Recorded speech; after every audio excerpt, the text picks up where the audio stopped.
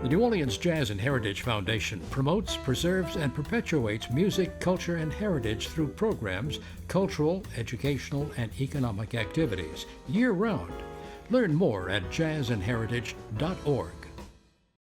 This program is brought to you in part by the Eugenie and Joseph Jones Family Foundation, a local foundation proud to support education, the arts, and culture in the greater New Orleans area. The Chicory House Bistro at the Rink offers breakfast and lunch daily. And now a new bar upstairs inside the Garden District Bookshop, 2727 Britannia Street at Washington Avenue. Learn more at therinknola.com.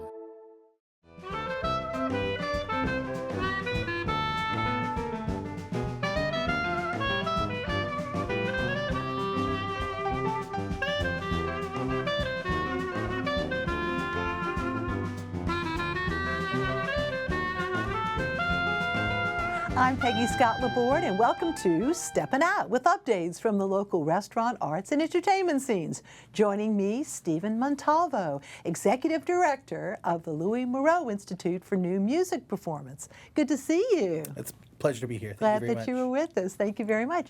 And of course, there's the festival next weekend, which is going to be very exciting the next few days, too. Oh, yes, absolutely. Yeah. Poppy Tucker, host of Louisiana Eats on WWNO Radio. Welcome, my dear. Thank you, hello. Lawrence Henry Gobble, and he is a board member and the immediate past president of the Tennessee Williams and New Orleans Literary Festival. Welcome back, Lawrence. Hi. And Alan Smason, editor of the Crescent City Jewish News and TheaterCriticism.com. Hello. Hi. And later on, we'll be hearing from the Dixie Cups, who are performing at this weekend's Danny Barker Banjo and Guitar Festival. Poppy, many Orleanians enjoyed celebrating St. Joseph this past week. It was a perfect St. Joseph's Day yesterday. It really was. And we're going to start off with an evening St. Joseph altar on Bourbon Street that Tony Marino has been putting on for years and years. He closes the entire 1,000 block of Bourbon Street to do this. My favorite part, I just love St. Joseph, life-size St. Joseph on the balcony, overlooking the crowd. There's more food that you can imagine. It's something that everybody should put on their bucket list, and that's for certain. So it was a big time last night, and before I went to Bourbon Street, I also was at Dorignac. And I'd never been there before, and it just goes to show you how fantastic these out-of-the-way altars are. So we've got Bourbon Street, and we've got Metairie, yes, Veterans Boulevard. Yeah. And so I saw Nicole. I had some of her delicious marinara.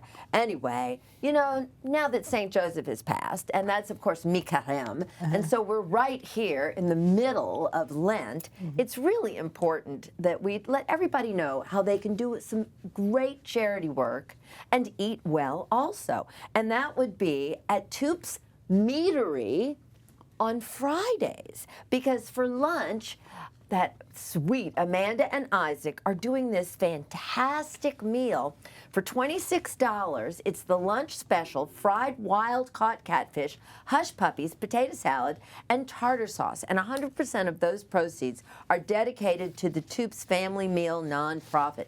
That is so generous. It is. Well, to date, those generous people have served 175,000 free meals since March 2020 during the COVID crisis. And then we have to move on to new material. And there is something that opened up yesterday. I've never heard anything described like this before. It is a music-influenced dining bar called Junebug, and it's in a beautiful historic building that was Jazz City Studio, and that means Cosimo Matassa, Alan Toussaint, and the Meters developed the sound of 1970s funk music right there at 744 Camp Street. This is right near St. Patrick's Church, isn't it? Yeah. Same block. Huh? 744, and Chef Shannon Bigham is over there serving delicious things like loaded baked potato pierogies, hot fried oysters with celeriac remoulade. Of course, there's a great bar program. I really would like some banana bread and foie gras mousse. Or how about this one? A pâté melt, which is griddled house-made country pâté with Gruyere, pickled and caramelized onions, and grainy mustard on toasted rye. So the cocktail program is designed by bar manager and assistant general manager Sophie Burton. The music there is a soundtrack of honoring the musical history of the spot. And so it's over 500 funk and soul records from the early to mid-'70s. The design includes dramatic wallpaper print by Olga Mullica and florals by Harney & Sons. And surprisingly also, there's a New Orleans-based florist named Tay Stitler, the flower studio and gift shop right there next door. It's called The Secret Spot, and it sits at the front of Junebug's adjacent event space. They're serving dinner until late, 7 days a week, and it looks like great fun and definitely a place to try out. Oh my goodness, turnip, ravagate? Oh, it's very exotic. Huh? Exotic, delicious, and really a special spot to go visit. Yeah. All right. Well, thanks for the new news. We like this, huh? And moving on to Lawrence, Sunday, Stella! Kicking off that festival. Yes, we're kicking off the festival. It's so exciting on Jackson Square. Everyone is invited. It's such a wonderful thing to do on a Sunday afternoon. It's going to be gorgeous weather, by the way. 2 o'clock. On Jackson Square on the Canal Street side. But if you want to sign up, get there a little bit early. Yeah, absolutely. You run it. You start signing up at 1:30, and we only take the first 25 people, so you got to be there. And it's on the St. Peter side. The St. Peter side, correct. And we have Mink Stoll of all the fabulous films, John Water films, as our celebrity judge. And a lot of other great people. And we're doing it as a fundraiser for the Family Justice Center. So we're very excited to be doing that, and the Family Gold Ring Foundation is sponsoring it this year. Well, speaking of Mink Stoll, though, she's going to be one of our stars next week. She is. We're so excited to have Mink Stoll do her own cabaret with New Orleans' very own Harry Moreau. They've been friends for years, and that will be at the ballroom at the Montalvo on Wednesday night, the 26th. It's only $35 a ticket. Please come. It's going to be an amazing, amazing show. And Dr. Sick is from the Squirrel Nut Zippers. He is going to be performing as well, yes. Yeah. What a combination. And then moving on to a tribute reading. And may I say, there's so much at the festival. So we decided instead to talk about kind of the special events. Yeah. And then next week talk about the special literary events, sort of separate the two. Yeah, absolutely. So, the tribute reading every year is something very exciting that you may not have heard of that Tennessee's written. He had such an amazing catalog. And this year it's going to be one acts several different one acts. We have quite a few amazing readers, including authors as well as Mink Stoll again. We're going to Michael Cunningham. Michael Cunningham, he's back. Amazing. He's back. So that is at the Jazz Museum on Esplanade, and 400 Esplanade, $45 a ticket, or you can come with a VIP pass, which are great to get, by the way. And then Witches. Witches. We are so excited to have Tim Murray come in. He was in Edinburgh. He's been all over New York and had rave reviews. And what he does is he loves witches, but he loves the outcast part of it, but all the way from the craft, from Hocus Pocus to, of course, Wicked. And he does this entire comedy routine, and he's green for most of it. But it's going to be amazing. It is at the Toulouse Theater. We're so excited to be partnering with the Toulouse Theater. And preferred seating, I highly recommend. But coming general admission, you're going to have a blast.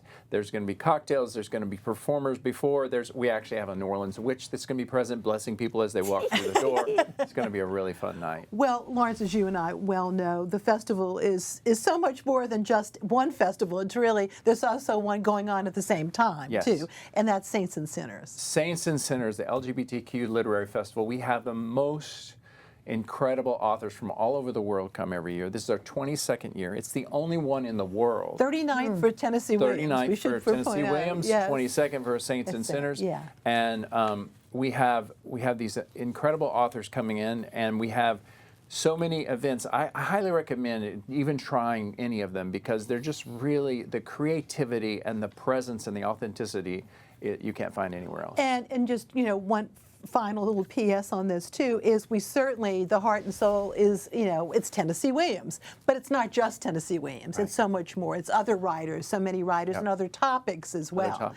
And we talk about jazz and food and music, and of course, food. We'll talk more about food with Ms. Poppy in a second concerning Tennessee Williams. But also, though, if you are interested in Tennessee Williams himself, that Scholars Conference, the Historic New Orleans Collection, is such a staple, and also the fact that there is an annual review that is published, made up of the papers at that particular event all day, talking about 10, huh? Absolutely. Very good. Yeah. So TennesseeWilliams.net for all the information. TennesseeWilliams.net. Huh? We've got the LGBTQ festival, the soiree, the Last Bohemia soiree, the Bohemia, which was his way of saying what he thought New Orleans was, the last Bohemia on earth. And so we have four with the Scholars festivals in one. We do it all. And Drummer and Smoke, which we like to talk about, which is music. We'll talk more about that next week, but that's what's at the Toulouse as well, which I'm excited. Yep, on Sunday. It's a festival kind of time here, and we're moving over to actually a new music, as 11-year-old Festival of New Music. Stephen, tell us about it. Well, yeah, we're the Louis Moreau Institute, and very excited to be presenting our 11th festival to New Orleans audiences. And so we have a really wonderful program this year. We have 3 concerts that have been curated by our artistic director, Morris Rosenzweig, who's been steering the organization for the past decade, and our assistant artistic director, Wesley Ducote, who has been joining the festival for the past few years, both as assistant artistic director and playing piano. So very excited to have them on board. We think that the concerts are going to be exciting. New this year, for the first time, we're actually, instead of bringing in a new cohort of musicians, we're going back to some of our favorite musicians from the past decade. Absolutely. So we are bringing in a wonderful violinist named Emmeline Bashir, and then a cellist named Jihao Wu. And Jihao Wu was in our most recent cohort, but and then Emmeline is actually joining us for the first time. Additionally to that, we're going to have violinist Rhiannon Bannert, and then clarinetist Nicholas Davies. And see, these are musicians who have come, they've performed at the festival before, they've all done an incredible job playing new music for our audiences. We're really excited to be able to bring them back and sort of honor their contributions to the past decade of new music in New Orleans. Now you're kicking off with Music at Midday, which is usually at the Rogers Chapel in conjunction with Tulane, but this time at Dixon Hall there, right? That's right. Due to construction on campus, they're going to be moving that concert, but it's not far away. I think it's a 30-second walk. And so we're very excited to be in Tulane University's Dixon Recital Hall for that concert. That's going to be Wednesday, March 26th at 12 p.m. And that will be a nice 45-minute concert of works that are actually our Institute artists selected themselves. And then in addition to that, we are going to be at the New Marigny Theater on Thursday, March 27th at 7:30 p.m. That concert's going to feature a number of works. I think probably one of the ones that I'm most excited about is a work by Andrew Wagner, who also grew up in New Orleans and now is out at Duke University. And so we're very excited to be performing his music, and we had him on our concert last year. Very excited that we're able to program his music again, in addition to all the other wonderful works that are going to be on that program. And then finally, we're going to close the concert on Monday, March 31st. So if you are, just finishing up with the Tennessee Williams Festival, you can come out and see some new music the following day. And we're going to be doing a very special presentation. We're going to have a concert that features Oliver Messiaen's Quartet for the End of Time. It's a wonderful, wonderful piece. Very excited that we're going to get to present that to New Orleans audiences, something that's not often performed, but just an incredible piece of music. And accompanying that, we're going to have actually a companion piece that was written for that by our very own artistic director, Morris Rosenzweig. He wrote a piece titled Past Light, and that is going to be featured on that concert as well. In addition to a improvisation based on a very traditional New Orleanian tune, Oh, Didn't He Ramble, that's written by our assistant artistic director, Wesley Dakota. All right. And your website? LouisMoreauInstitute.org. Okay, for all information. Well, great. And moving over to Mr. Allen. Well, the greatest export out of New Jersey, except maybe for Frank Sinatra and Tony Soprano, has got to be Jersey Boys. That's the jukebox musical, of course, that tells the story. I'd say the improbable tale of Frankie Valli and the Four Seasons. It's got a book by Marshall Brickman and Rick Elise. Jake Wynn Wilson stars as Tony DeVito, a petty criminal with a musical bent. His biggest talent is really spotting talent in others. He discovers Francesco Castelluccian. That's the young singer who is an amazing falsetto. That's played by Sebastian Rohn. Of course, he changes his name to Frankie Valli, and he joins the band with Tommy's brother Nick and others, and they take off from there. It's not, though, until Bob Gaudio, there on the left, played by Bryce Slocum, joins the group that their fortunes really start to rise, with songs like Big Girls Don't Cry, Walk Like a Man, Ragdoll, Working My Way Back to You, and Come On Marianne. You'll be tempted to sing along, but please don't. These guys are really good enough to listen to them on stage. They're accompanied by a big orchestra led by Jefferson Turner underneath the pit. There are also some wonderful Jersey girls.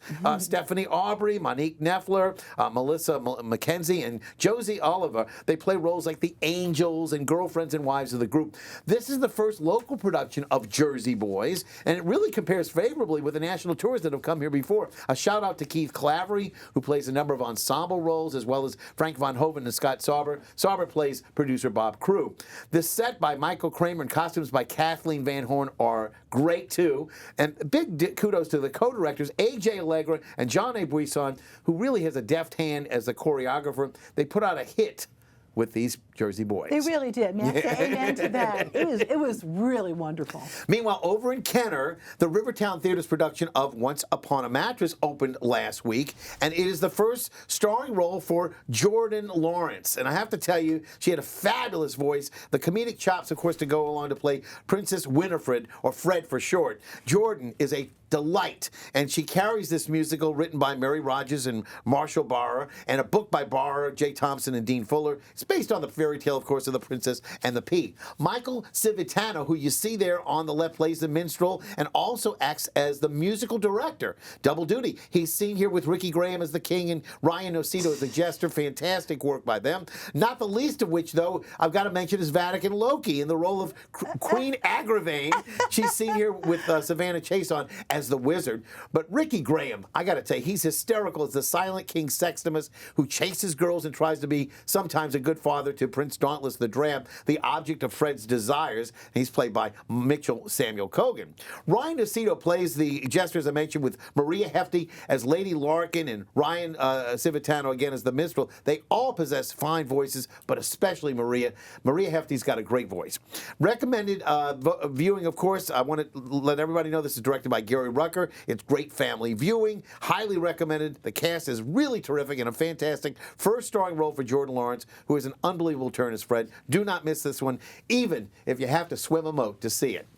All right, it's the last week to see Jonathan Maris and Sarah Colbert Cutrer in Joe and Marilyn. It's a love story by Willard Manis. Sarah's performance as the blonde bombshell Marilyn Monroe is really riveting. She's curiously drawn to the baseball legend at first, but it's not long before the sparks fly in so many ways. Jonathan Maris plays Joe DiMaggio, who tries to hold on to Marilyn even after their marriage falls apart. Janet Shea directs this two-act play, but really, in my opinion, it would have been better served as a longer one-act. If you're a devotee of Marilyn Monroe, there's really nothing new to be learned or revealed here, and even some things that are kind of glossed over in order to advance this particular plot. The final shows, however, run this weekend in West Wego. And speaking of JPA, as they are known now, Charlie Stover will be starring in the title role of Billy Elliot next weekend and continuing for just 2 weeks. Based on the buzz, this will be a fantastic show with a live orchestra. Promises to be one that you won't want to miss. Louis de Dossett will also star along with Leslie Castay. That's Billy Elliot at the Jefferson Performing Arts Center. Meanwhile, Charlie, the actor who plays the adult Billy, also will be my guest on the NOLA Theater show next Monday night. If you want to watch it on the NOLA Folk Facebook group or the theatercriticism.com Facebook page or my own YouTube channel, you can do so. Again, that's NOLA Theater Talk, a conversation about Billy Elliot. And as far as we're talking about the Tennessee Williams New Orleans Literary Festival, Augustin Carrera will be directing Tennessee Williams' Orpheus Descending, which will basically, if you haven't done the homework on this. This is essentially the rewritten play based on his earlier work, Battle of Angels. The play officially opens on Friday, March the 28th at the Big Theater on Loyola's campus, the Marquette Theater, rather than the usual smaller venue. It is, of course, timed to run during the Tennessee Williams New Orleans Literary Festival, and we hope everybody will get a chance to go see that. Again, I think Augustin is going to be doing a Tennessee Williams 101 at the festival, too. Yes, indeed. So. Thank you very much. And looking ahead, the New Orleans Book Festival takes place next week. And here's my interview with festival co-founder Walter Isaacson. One of the things I'm personally excited about is I'm going to interview the professor I had 52 years ago when I was in college, although she doesn't like me to say that number because she's still vibrant and young, and that's Doris Kearns Goodwin, who is a young professor, taught me the American presidency, and has written a memoir about LBJ, John Kennedy, and her husband, Dick Goodwin. That's fantastic.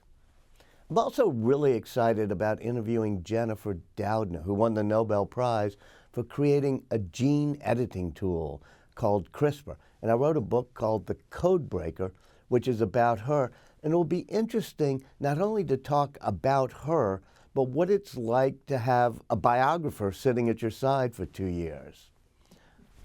One of the most fun panels will be John Grisham, the great novelist, and my friend Michael Lewis, who is the best storyteller in New Orleans. They're talking together about what it's like to have movies made out of your book. I'm very interested in the intersection of science and public policy. And so I'm thrilled to have Dr. Anthony Fauci, who for many years was the federal government's top infectious disease expert and led us through both the HIV/AIDS epidemic and then COVID, but is now quite controversial. And I want to talk to him about why. And also his boss, Dr. Francis Collins, who ran the National Institutes of Health. He has a book out, and he's going to be at BookFest as well. We love having a great mix of opinions and ideas. Everybody from General David Petraeus, great military leader, Brian Stevenson, a warrior for social justice, working with the Atlantic media, my friend Jeff Goldberg and some of the others, to talk about what's happening in the world today. So there's a broad array of things, including, of course, cookbooks and music. We always want to keep BookFest to be part of the community, free and open. People from all parts of town come there. And at the core, there's Family Day, which is for kids. And there's a free book giveaway by Scholastic Publishing, which makes all these wonderful children's books. And they're characters. And it's just wonderful because you see kids from across town coming from all the schools to Family Day.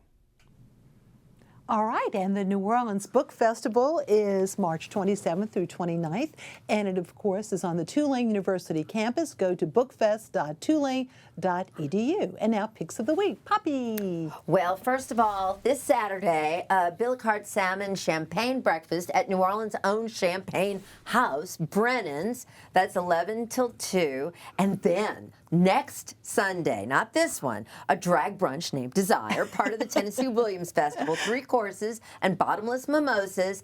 There is a $20 discount available with the code DRAG, D-R-A-G, through midnight tomorrow night. So get your tickets now. All right, thank you. Alan. Well, A Stage for All. It's an examination of the Public Theater in New York. Will be welcoming artistic director Oscar Eustace, longtime artistic director there. I'm particularly intrigued that Michael Cerverus, our good friend and New Orleanian by choice, will be moderating this panel. That'll be on Friday morning at the Book Fest in their programming tent.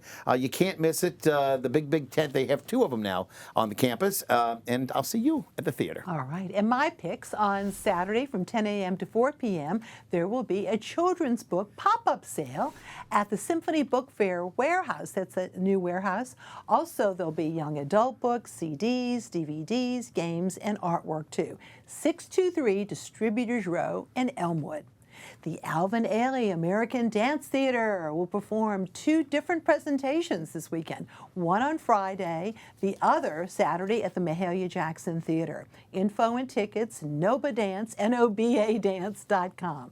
And on Saturday at the Broadside on North Broad, a day into night of bluegrass. It's the Bayou Bluegrass Festival. Go to eventbrite.com for a schedule and tickets. It's also a fundraiser for the Special Olympics.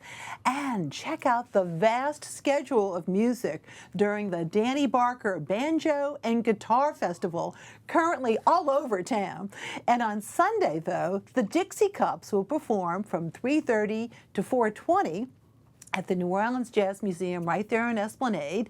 And there are other acts at that location during the day, too. Here are the Dixie Cups singing a song by Blue Lou Barker, that was Danny's wife, called When the Wagon Comes. Thank you so much for watching, and good night.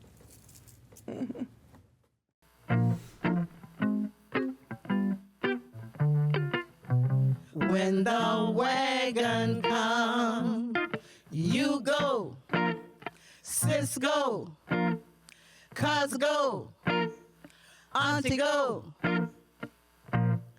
Every woman's man go when the wagon comes. The girls say I'm a cold-blooded woman, but love is a drastic thing. Don't trust your good man around me. I'll take him and I'm not ashamed. So you go, the queen go, the bride go, your mom go.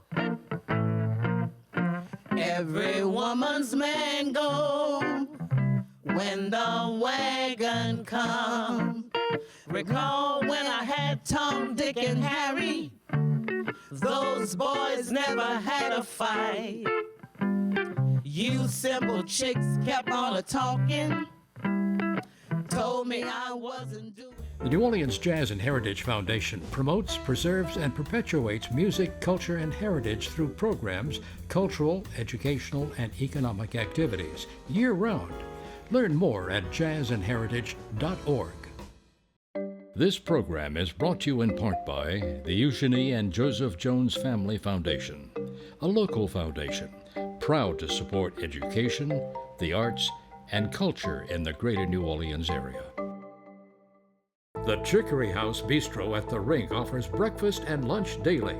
And now a new bar upstairs inside the Garden District Bookshop, 2727 Britannia Street at Washington Avenue. Learn more at therinknola.com.